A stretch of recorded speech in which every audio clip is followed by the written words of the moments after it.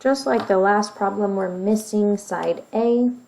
So we're just going to fill this in with a squared plus, on this one, the side B has a length of 0.08, or sorry, 0.8, and side C has a length of 1.7.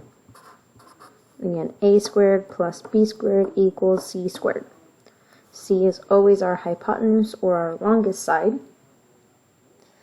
Alright, in this case we've got A squared plus 0.64 is equal to 2.89.